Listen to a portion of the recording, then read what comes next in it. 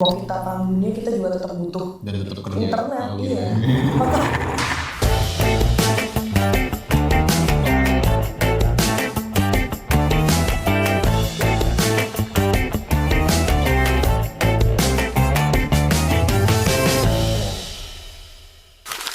Selamat datang di Tech Talk Wahana Piranti Teknologi, ruang diskusi di mana teknologi bertemu dengan strategi.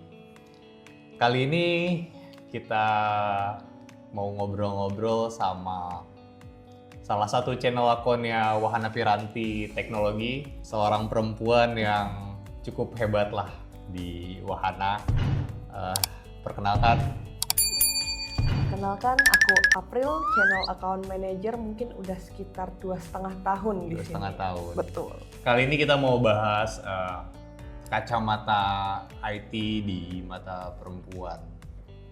Gue pertama mau nanya dulu sih, awalnya tuh lo bisa masuk ke dunia IT itu gimana? Karena yang gue tahu kan kita udah sering ngobrol ya, bahwa latar belakang lo adalah lulusan biologi nggak sih? Betul. Gimana tuh sampai lo masuk ke dunia IT? Tapi latar belakangnya tuh lucu, Mas, sebenarnya. Gimana? Awal mulanya justru juga nggak berkaitan dengan biologi. Maksudnya? Awal mulanya itu dari copywriting. Lucu kan? Copywriting. Jadi waktu itu dapat freelance buat nge-translate artikel dari bahasa Inggris ke bahasa Indonesia. Artikelnya itu tentang IT. Oke, Tentang ini firewall. pada saat kuliah nih. Waktu zaman COVID kan zaman kita gabut lah, skripsi ketunda lah, ya udah cari-cari freelance kan. Di situ ketemu freelance, loh disuruh translate. Oke, aku translate. Tapi namanya juga kita nggak ngerti apa-apa ya tentang IT ya. Mau nggak mau kita harus pahamin dulu dong kalau kita mau translate kan. Di situ baru belajar. Oke, firewall tuh. Firewall. Nggak ngerti apa-apa, translate firewall. Apa itu jadi titik balik lo buat lo terjun ke dunia IT? Di situ belum sebenarnya. Oh belum, oke. Cuman Gimana tuh beberapa selanjutnya? kali masih freelance kayak gitu, dibantu temen yang memang kebetulan orang Jakarta juga, sering dia ada di dunia IT juga. Kita jadi sering tukar pikiran. Oke. Kenapa sih kok perlu ini? Kenapa sih kok sebuah perusahaan perlu server? Kenapa infrastrukturnya harus benar-benar komplit? Kenapa firewallnya harus berlapis-lapis? Dari situ muncul ya namanya juga Pengen mungkin tahu anak tuh ya. biologi. Anak biologi pengen taunya tinggi.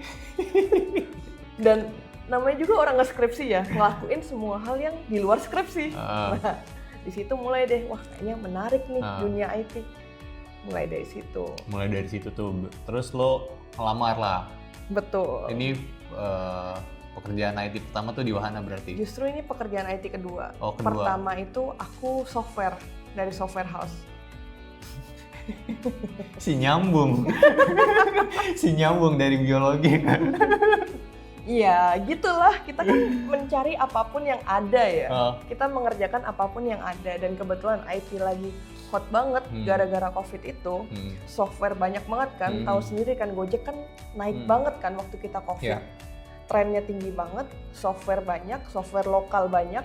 Di Jogja itu bener-bener banyak banget software Biasanya house memang baru. software house tuh di Jogja banyak banget sih. Betul. Dan itu udah rahasia umum banget sih. Itu dia. Berarti lo kerja dulu tuh di software house itu di Jogja dulu. Betul. Baru berapa lama? Sekitar 1,5 tahun. Lama juga ya. Maksudnya Lumayan. buat lulusan biologi, lo kerja di software house 1,5 tahun tuh menurut gua cukup lumayan lah pengalamannya. Nah, habis itu langsung tuh pindah Kita pindah ke ke Wahana tuh. Betul. Nah, gue mau tahu di software house itu lo ngapain? Sebenarnya gue di software house itu jualan juga sih sebenarnya ujung-ujungnya. Jualan. Jualan software, tapi kan namanya juga software house. Kita punya aplikasi in-house ya. Kita develop. Jadi aku itu kan karena aku marketing kan di sana. Aku nge-gather feedback, nyari member, segala macam. Softwarenya itu sampai sekarang masih ada, aplikasinya masih jalan. Bahkan bisa dibilang sekarang itu dia berkembangnya sangat pesat dari sejak aku dari resign. Ntar spill ya? Nanti aku Setelah spill deh. ini ya? Menurutku bener, software house-nya ini nih langkah pertama aku menuju ke dunia corporate per-IT-an. Karena dari situ aku belajar gimana sih siklus pembuatan aplikasi, apa aja, seberapa lama developnya. Nah, dari situ aku bawa. Berarti habis itu masuk ke Wahana, dunianya sama nih. Mirip-mirip. Ya kan, dunianya pasti sama antara software house sama Wahana sebagai distributor. Betul. Tantangan terbesarnya apa, Bro? Tantangan terbesarnya adalah dari lo mulai ini deh, dari lo mulai lulus masuk ke software house itu sampai ke saat ini tuh tantangan terbesarnya apa? Banyak dong pastinya. Banyak. Kalau boleh cerita dikit sebenarnya. Banyak juga nggak apa-apa sih. Banyak juga nggak apa-apa. Gue yakin orang-orang mau denger sih. Sebenarnya tantangan kalau kita ngomongin soal teknologi nih. Aku kan teknologinya dibarengin sama sebagai channel account. Tantangannya sebenarnya bukan di teknologinya, di channel account-nya. Oke, berarti. Karena menurutku teknologi itu kita bisa belajar. Oke. Kalau channelnya ini, gimana caranya teknologi yang kita pelajarin, kita bisa sebarkan ke orang-orang dengan bahasa. Jual. Betul. Ya, diperhalus dong, jangan dijual. Bisa kita bawakan dengan baik, kita antarkan solusinya. Siap, berarti lebih ke narik market untuk melek teknologi yang kita bawa berarti ya, solusi yang kita bawa gitu ya. Betul. Sebenarnya itu sih tantangan paling gede. Karena sama waktu aku di software house, orang juga ngelihatnya kayak, ih ngapain kita pakai aplikasi ini? Kita bisa pakai Shopee, kita bisa pakai Grab. Kenapa kita harus pakai aplikasi ini? Gitu. Sama halnya ketika di Wahana, teknologi yang kita punya kan banyak banget nih. Banget kan, banyak banget. Tapi gimana caranya? Orang ngelihatnya tuh bukan cuman kayak jualan wifi, oh jual. Tapi kan kita mau menyediakannya kan semuanya, nggak cuman perangkatnya gitu loh. Kita bundling solusi itu. End to end tuh ya. Iya. Gue mau patah dikit deh, Bro. Gimana tuh? Gimana sih cara lo ngadepin bias gender di lingkungan kerja? Karena menurut gue gini, gue di kampus ya latar belakang gue IT ya. Tapi di dunia IT, di kampus sendiri itu satu kelas waktu zaman gue itu 50 dan paling cuma 10. Yeah. Dan di dunia kerja pun ya sedikit kan. Betul. Nah itu gimana tuh? Cara mematahkannya ya, kita ngambil perspektifnya tuh tergantung teknologi ini nih di posisi mana ya. Karena kalau kita bicara di posisi pre-sales, di posisi engineer, itu memang mostly itu laki-laki pasti. Tapi kalau di garda depan, itu mostly perempuan kan. Cara mematahkannya adalah kita belajar gini deh. Coba manusia itu perempuan atau laki-laki yang lebih empati lah. Yang lebih halus lah kalau ngomong. Gue nggak mau jawab, gue takut. Gue mau jawab, gue takut. Nggak mau gue. Ibarat kita kalau mau ngehalus itu, gini deh. Kebanyakan kan IT manager itu laki-laki kan? Iya. Coba berani nggak mas ngomong kayak, ayolah pak, beli pak, berani nggak pak? Sebenarnya lebih ke gimana caranya perempuan itu sirkulasi emosinya ketika bertemu dengan klien. Menurutku cara mematahkannya adalah di situ mas. Karena sirkulasi emosi wanita itu ya bukan bilang kita lebih baik ya, tetapi di sisi itu kita lebih unggul lah. Nih Bel, tapi ada nggak sih pengalaman pribadi yang benar-benar kayak ngubah cara pandang lo ke dunia IT itu? Pengalaman pribadi. Kalau tadi kan lebih ke ketika menentukan pilihan ya, lo pada akhirnya terjun ke dunia IT. Nah, betul. Pengalaman pribadi yang benar-benar mengubah cara pandang lo tuh di dunia IT tuh kayak gimana? Apa sih gitu? Sebenarnya kalau kita ngomongin pengalaman pribadi ya mas, yang paling kelihatan itu waktu AI muncul. Waktu AI muncul, semua gadget berbondong-bondong mereka AI based. Semua teknologi IT, entah itu server, HCI, WiFi, semuanya AI based. Di situ aku ngeliat, oh gila, teknologi ini nggak akan ada matinya sih sampai kapanpun. Mau kita perang dunia, kita juga tetap butuh. Dan tetap kerja. Internet, gitu iya. Ya? Bakal kalau itu iya. Kita bakal selalu butuh gitu dengan teknologi dan nggak akan putus ya. Iya. Bahkan kita lihat deh, ChatGPT katanya mereka udah rilis 5.3 yang dimana perubahannya sebenarnya menurutku nggak terlalu signifikan di mataku ya, tapi di mata orang-orang yang sering pakai perubahannya itu signifikan banget. Hal-hal kayak gitu kan kayak tiap update ada aja yang baru, ada aja yang ternyata dibutuhkan. Menurutku ini sih titik dimana aku udah kayak wah gila, teknologi nggak bisa kita tinggalin sih, harus selalu kita ikutin terus gitu. Betul. Ya. Tapi gimana sih, maksud gue gimana sih lu ngebawa perspektif berbeda nih untuk sebuah solusi kan yang kita jual, gue tau lah kita jual banyak solusi nih. Tapi gimana lu ngebawa perspektif itu, ya at least lu ke partner lo, ngebantu partner lo hingga ke present ke user lo. Nah itu gimana tuh? Kalau itu sering-sering ngopi bareng sih mas. Begitu. Mas, ketika kita ngopi, ketika kita ketemu orang, yang cerita tuh justru bukan aku, mereka yang cerita. Mereka yang cerita. Karena apa? Partner itu yang ada di lapangan. Kita kan cuman sekedar ini ya, ngumpulin feedback dari partner. Nah, yang aku suka dari channel ini dan lebih lengkapnya channel di teknologi ini ya. Aku itu dapat cerita banyak banget, ada aja cerita baru, entah itu ternyata MacBook shortcutnya berbeda, yang aku nggak tahu contohnya itu. Ada juga yang ternyata mereka HCI belinya brand apa, servernya apa, itu bisa. Ada aja cerita baru yang selalu aku dapetin. Jadi tiap kali aku dapat cerita nih, feedback dari satu partner, aku bawa cerita itu ke partner lain. Oke. Nah di situ kan kita jadi ada ini ya, beredar mouth to mouth rumor ya, kita bisa bilang ya. Marketing mulut ke mulut kan itu lebih kenceng ya. Dari situ user jadi penasaran juga, karena pasti nyampe ke user info-info kayak gitu. Pernah aku sekali ngasih tahu partnerku nih, cuman bilang kayak si itu pakai fog light loh, percaya nggak? Terus dia kayak masa sih pakai? Aku berkali-kali bolak-balik ke situ nggak pakai. Dia kepo, dia datengin kan, iya loh. Terus si IT directornya bilang si PT yang itu juga pakai, katanya masih pakai. Nah contohnya hal-hal kecil kayak gitu deh. Berarti masih itu ya, menjanjikan banget tuh ya. Menjanjikan banget.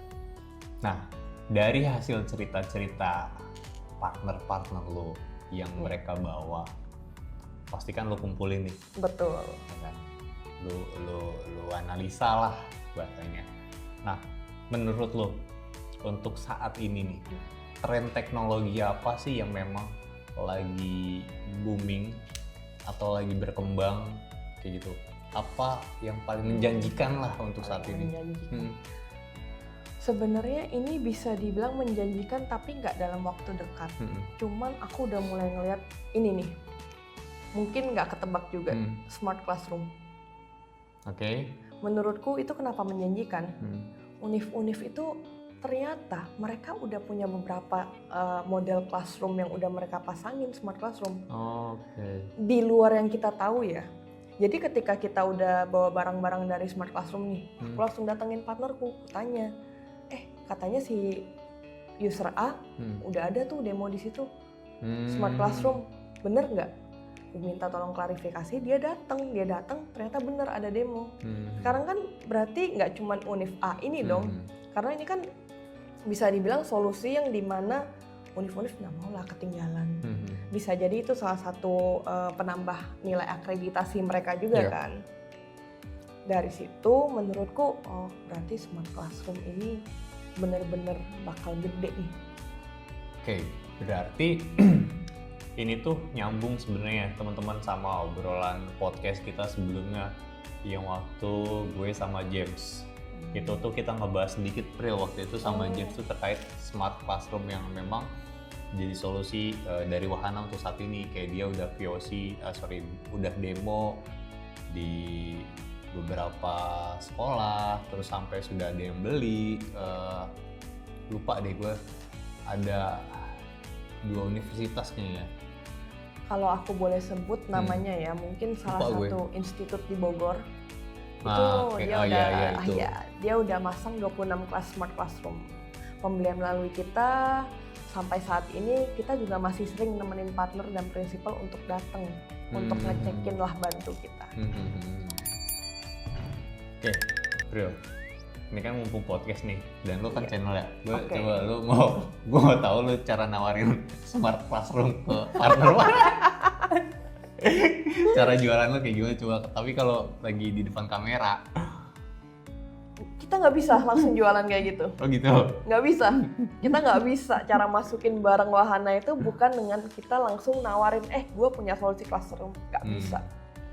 Kita harus cari tahu dulu pain point-nya. Oke. Kita harus datang, kita harus nunjukin, kita harus bikin dia cerita sendiri. Dari situ kita baru bisa nawarin solusi kita. Tapi bisa nggak lo nawarin audiens kita nih, penonton kita untuk datang ke kantor? Kan kita punya nih solusi-solusinya di kantor. Oke, maksudnya itu nawarin gimana nih? Nawarin buat datang. Ayo dong sini, kita lihat nih di kantor tuh ada lo. Siap. Lo kalau misalkan sebelum lo nawarin ke user lo udah bisa tahu nih. Oke, kita pernah bikin ini nggak sih video keliling kantor belum ya? Belum, soon to be gitu. Oke. Jadi keep in touch dengan kita karena video itu belum tentu bisa datang juga. Di kantor wahana kita menyediakan banyak meeting room. Ada sekitar 2 ya. Apa? Kita punya meeting room besar untuk solusi smart meeting room ya, smart meeting room. Roomnya kita ada banyak, tapi yang memang kita gunakan untuk solusi ada 2. Iya. Ada 2 untuk education dan untuk meeting room, office meeting room. Office meeting roomnya udah skala sekitar 15-20 orang. Kameranya bisa nge-track pergerakan juga. Jadi feel free untuk datang, kita bisa demoin, bisa contohin. Dan untuk yang educationnya kita juga udah nyediakan ruang kelas mini lah untuk kita coba. Bener-bener kayak ruang kelas di setting. Ruang kelas dan kameranya itu beda dari yang meeting room. Jadi nanti bisa kita coba bareng-bareng deh. Sebenarnya nggak cuma itu sih, kita juga nyediain beberapa demo unit untuk CCTV. Kita juga nunjukin rack server kita dan firewall kita. Kemudian WAF kita, semuanya kita showcase di sini. Jadi kalau misalkan dari sisi partner, reseller pengen datang untuk melihat-lihat barangnya nih, misal, masa sih punya barangnya? Punya, ayo datang kita demoin. Beda emang kalau channel targetnya gede. Pressure-nya ada di sini. Oke, Pril. Nggak terakhir sih, cuma gue mau nanya sih. Apa pesan lo nih, kayak ini kan dunia IT terus berkembang. Pesan-pesan lo tuh buat perempuan-perempuan yang memang khususnya ya, gue sih lebih pengen ke pelajar-pelajar yang baru mau terjun ke dunia kuliah ataupun dari sudah lulus dari dunia perkuliahan untuk lanjut ke jenjang pekerjaan. Pesan lo buat mereka apa nih seputar dunia IT lah? Scroll TikTok itu boleh banget. Tapi gunakanlah dengan bijak. Banyak banget konten-konten tentang teknologi yang bisa kita pelajarin di luar dari gosip-gosip TikTok ya. Karena menurutku TikTok adalah platform paling cepat buat menyebarkan informasi-informasi itu. Ini kan karena pesannya untuk yang baru mau terjun ya. Otomatis itu dong platform yang paling dekat sama mereka. Gunakan platform kalian dengan baik. Karena who knows, kita nggak tahu apa yang bisa AI lakukan. Kita nggak tahu ke depannya justru kita yang digantikan dengan teknologi. Jadi kita harus aware duluan juga dengan apa yang lagi kita buat. Gitu. Guys, numberku gede. Targetku gede. Aku yakin viewers yang nonton video ini kalau bantu aku like dan subscribe bisa membantu meringankan biarpun ya secara verbal lah ngeringanin targetnya. Jadi jangan lupa setelah nonton like dan subscribe YouTube channel Wahana. Tanya-tanya ke April. Boleh banget tanya-tanya ke aku, nanti aku drop nomor deh di bawah. Di komentar boleh aja banget. Ya. Aku bakal drop nomor di komentar. Sampai jumpa lagi di Tech Talk berikutnya ya. Dadah.